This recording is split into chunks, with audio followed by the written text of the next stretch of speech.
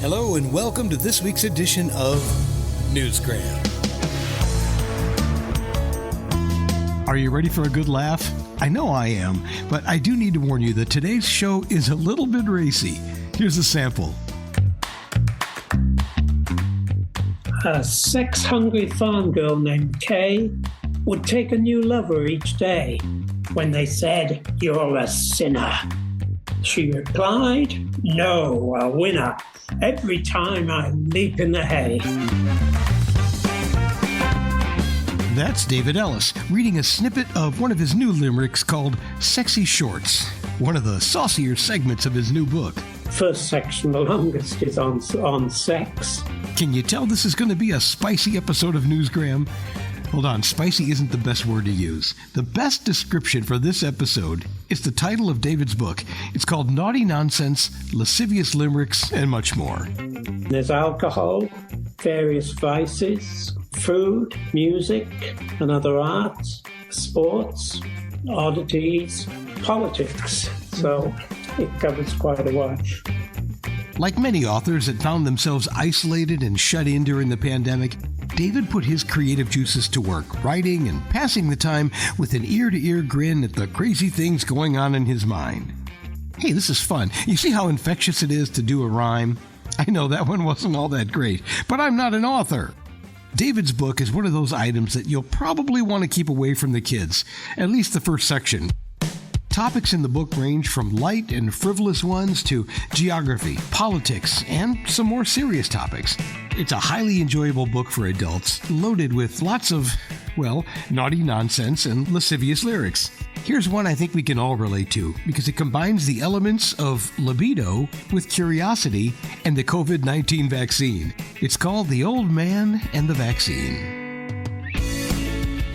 Our vaccines are successful, proclaims each COVID lab.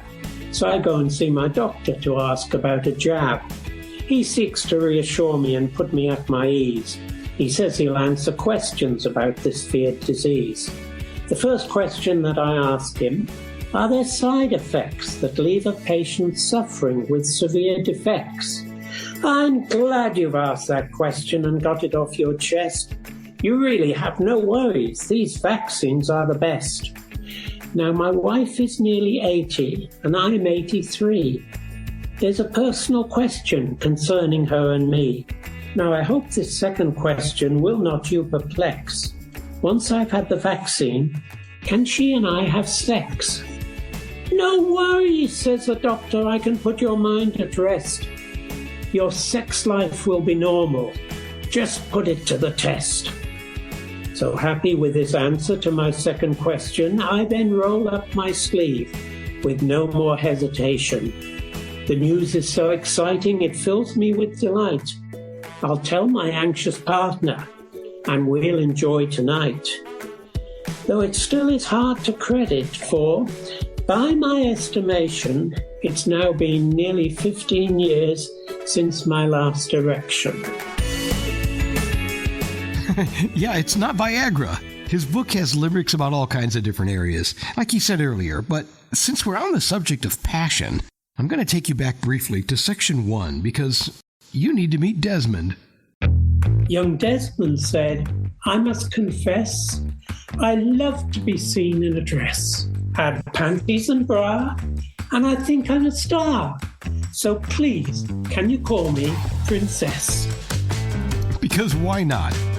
Let's move on to the boozy section, where you get to meet Jenny. Okay, I'll go on. A social young lady named Jenny was forever spending a penny. The reason is clear. She loves to drink beer. And it's not just a few. No, it's many. Jenny does like to imbibe, and she's just one of the many characters he's created.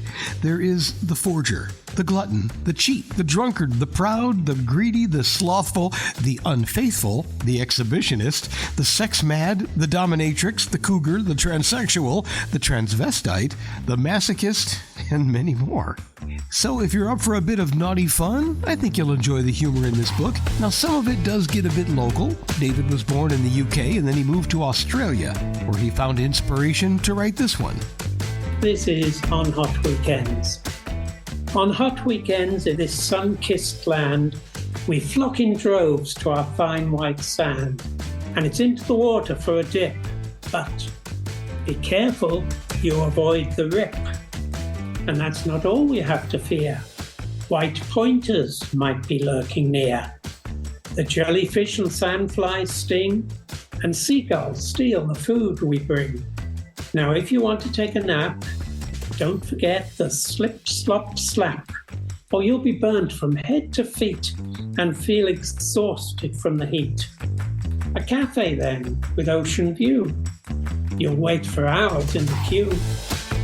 And you'll so wish you had thought twice when you sit down and see the price.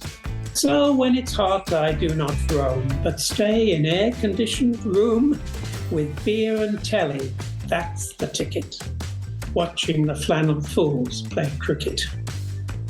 A grumpy old man staying inside to avoid the sun's rays and the high restaurant prices. Sounds like something I would do. As you can see, they aren't all naughty and they aren't all limericks, but they will all make you smile. David writes essays and he writes some long-form verses, and those are mostly about chess. So here's a quick peek at the chapter called Chess and Other Sports. Said the lowly ranked player John Cook, "I'm particularly fond of the rook, but it's always the same. At the start of each game, I move them up and they quickly get took." Again, this is just like my game. David is now over 80 years old, and he is showing no signs of slowing down. You have to love his zest for life and his fun perspective. He's a former English teacher and a chess champion and a writer, but not an artist. The illustrations are particularly striking, and I just loved them. They are pencil drawings of a cartoon nature, and they'll definitely get you to smile, especially the ones in section 1. They were done by an American woman named Rosie DeWoo, based in Austin, Texas, and I put a link to a video that features many of them in the show's notes. So if you want to see some of the pictures, you can go take a look at the show's notes. But let me leave you with this one. It's a limerick that is not in his book, but I extracted it from the Talking Books interview with J.T. Crowley, because I think you'll enjoy it. Said a limerick writer named Dave, "It's fortune and fame that I crave. I'm much better than Lear, but I'll end up, I fear, poor and unknown in my grave." No. Let's hope not. Go get a copy of his book. It's called Naughty Nonsense, Lascivious Limericks, and Much More by David Ellis. It's not for kids, but it is pretty much for everyone else.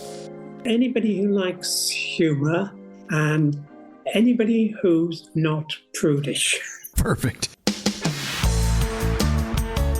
It's like I said earlier, the limericks are so addicting, it might just inspire you to write your own. And who knows, maybe we'll be talking about your book on the next edition of Newsgram from webtalkradio.com.